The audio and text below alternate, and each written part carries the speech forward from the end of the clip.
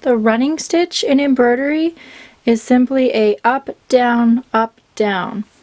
So I've come up at the end of this line here, and then I'm going to go down, up, down, up.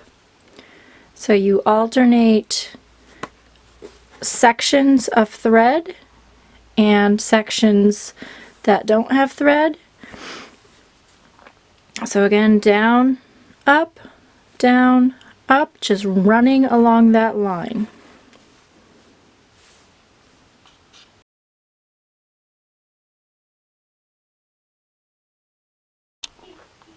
To start the back stitch, you're going to put your needle down a short distance away and then bring it up another short distance from that stitch, sort of like we're doing the running stitch, but instead of continuing in this line, you're going to go back, and where that first thread stitch ends, you're going to put the needle down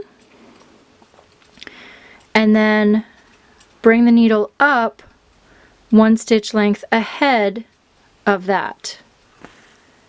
And that makes a solid line, whereas the running stitch makes a perforated line.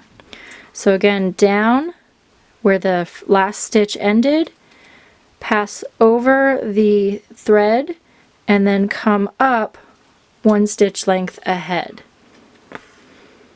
And that is how you do the back stitch.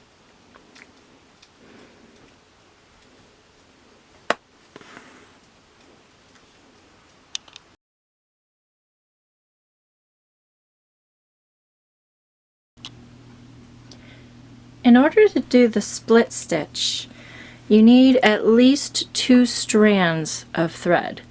Otherwise you'll be splitting the thread in half, and that might weaken it. Here I have 3 strands of embroidery floss. So to do the split stitch, you're first going to put your needle down a stitch away from where you left and pull your thread through. The split stitch is so named because it splits the thread when you come up. So when you pull your needle up, the needle needs to go through the 2 strands, 2 or more strands of thread, and it splits them in half. And then you can pull your thread up. And that is the split stitch.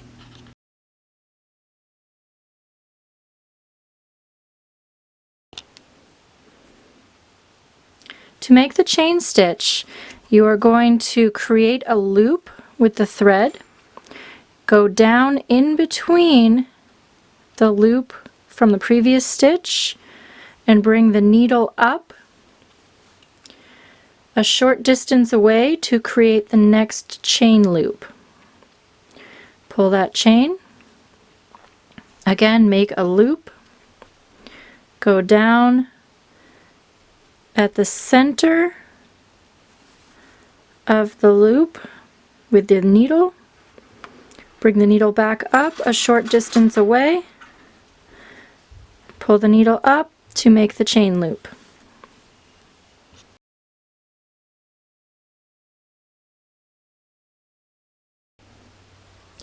For the satin stitch, which is a filling stitch, you're going to create short parallel stitches by bringing the needle down and up very close to the previous stitch.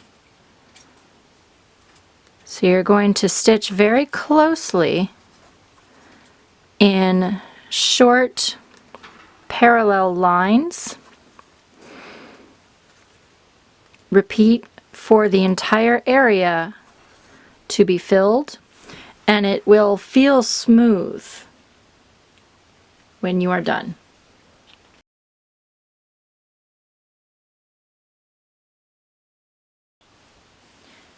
To do the stem stitch or outline stitch, you're going to bring the thread up and then push the needle down 1 stitch length. And then the needle comes back up about halfway between where the thread comes up and where it goes down, and only on one side. So in this case, I am stitching to this outside section so that I can go around the curve. So again, this is where the thread comes up, the needle goes down, and then up halfway between the start and the end of the stitch. So it crosses over the stitch. And I'm working on only one side. So the crossover is on this side. And that's how you do the stem stitch.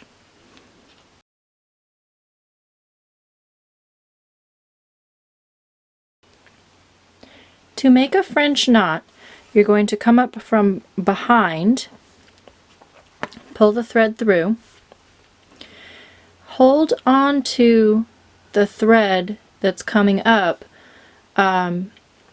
tautly, not super tight, but taut enough that it creates a straight line. And then with the needle, wrap twice around the needle. And then return through in approximately the same spot as you came up, close to the same spot where you came up. And then when you pull the thread through, you will create a French knot.